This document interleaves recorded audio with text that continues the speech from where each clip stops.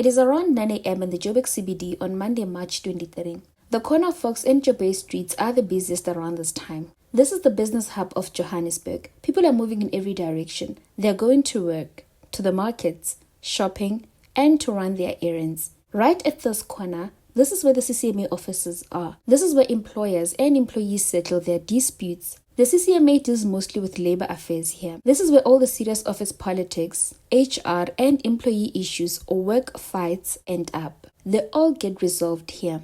Chinet Gallichan is here to fight one of those. She is a lawyer for one of South Africa's biggest mining companies, Sibanye-Stillwater. Chinet walked out of her car. Two men were following her. She didn't see them. Before she could even make eye contact, one of them shot at her 3 times in the head. She died at the scene.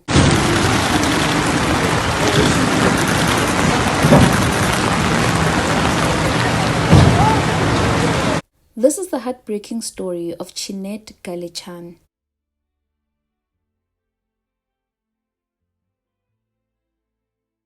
Welcome to True Crime with me, Julia. On this channel, we cover true crime stories that have happened in South Africa.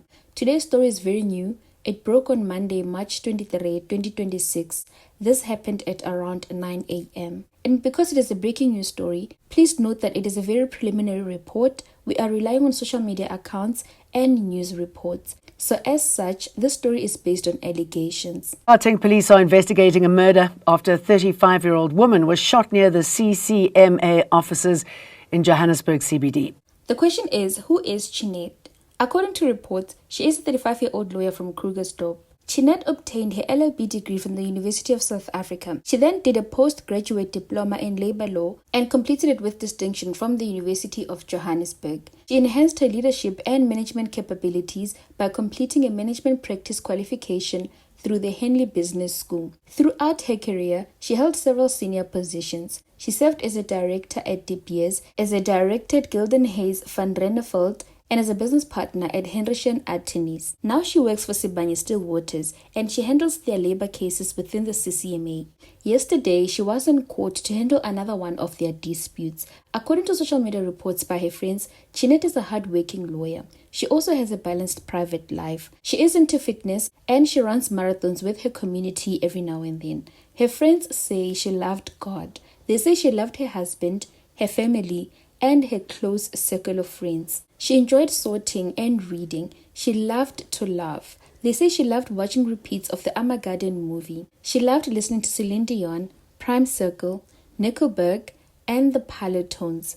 She enjoyed a glass of red wine, a plate of pasta, and she loved jogging. They say Chinet loved her work, and she was very proud of her work. As mentioned, she worked for Sibanye-Stillwater. She was a labor litigation superintendent at Sibanye. And you probably have heard of this mining company before. And as much as Sibanye is a big company, their labor issues are as big. And oftentimes, their labor matters make very big South African news headlines. And let's get an update on the dispute at the Sibanye-Stillwater mine in Northwest. AMCU members are adamant no one will return to work before their grievances are addressed. That's despite the National Union of Mine Workers instructing their members to go back to work. Our reporter Zola Shawana joins us now live from Rustenburg with more on this. Zola, good afternoon to you. Very difficult situation in some mines around the country at the moment. What's the situation there? Well, Stephen, what I can tell you is that tension is brewing at this moment. As you'd understand that earlier on, we joined a meeting by the NUM and its members where they instructed their members to return to work, while on the other side, AMCU workers are in a state of confusion as they are saying that they feel like they are being neglected. In October last year, Sibanye and its employees were on a wage dispute. Their workers were represented by the National Union of Mine Workers, also known as NUM. Following intense negotiations, the mine made a wage offer, but the workers rejected it. They said it was insufficient to meet their rising cost of living.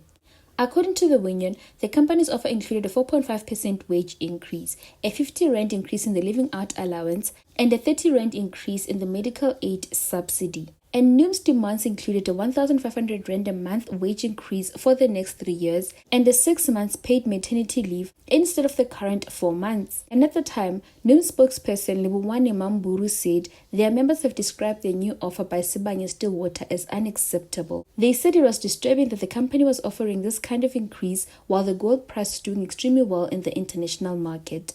At the time, gold had topped $4,000 an ounce for the first time. So Noom viewed this offer as an insult to the hardworking men and women who generate immense wealth for the company under hazardous conditions beneath the Earth's surface. So Noom and other trade unions, which are AMCU, UESA, and Solidarity, formally referred a dispute of mutual interest to the CCMA.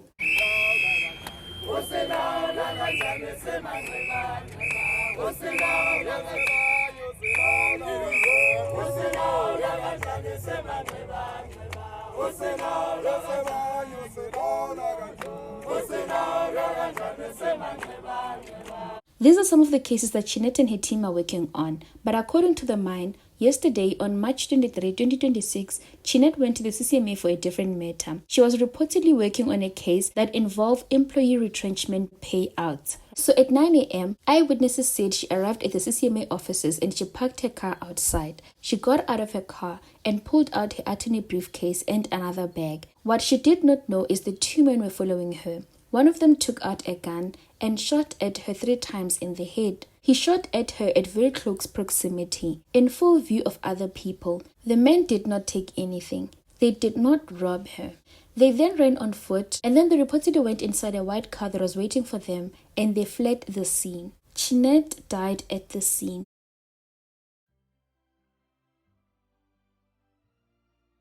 Police are investigating a murder after a 35-year-old woman was shot near the CCMA offices in Johannesburg CBD. She was reportedly followed by 2 gunmen near the corner of Joburg and Fox before being shot. Eyewitnesses say the suspects fled on foot. The victim is believed to be a legal representative involved in a matter at the Commission.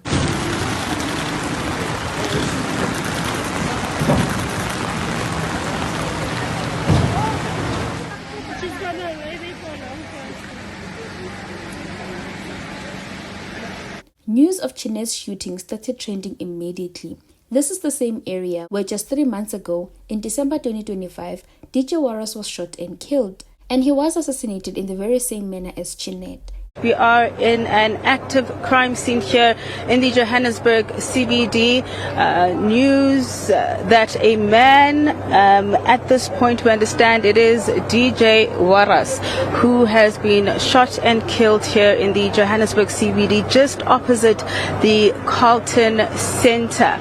You can see that at this point there is a body that has been covered, that is lying on the pavement, and at this point the police as well as forensic services have cordoned off this particular area with crime scene tape, and we know at this point that it seems that his family is also on the scene. What we understand is that DJ Warras was somebody who was an advocate who was fighting against hijacked buildings in the Johannesburg CBD, and it seems that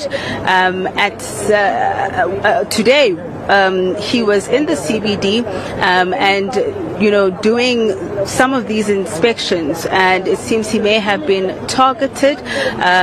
This was someone who we believe at this point, from the details coming out, this was somebody who may have been targeted by those bosses of the hijacked buildings, because it seems that just yesterday on his podcast he was actually speaking about this. We do see that there is someone here who used to work with him.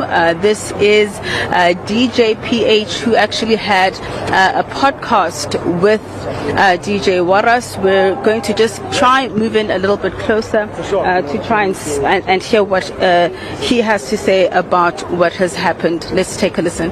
Extremely sad. Like you explained, he's a ball of energy, an amazing gent. I can't even put it in the past as I say was, opinionated, but solid gent, loving father to his kids,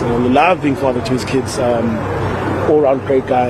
Got to experience that guy, a million times fold, and it is a massive shock. And as it stands, the police are looking for the shooters who shot at her. They have appealed to South Africans to help with information that could locate the shooters through the MySaps app or by contacting their nearest police station. What are your thoughts on this case? Let's talk in the comments. Please stay safe. I will see you on the next one.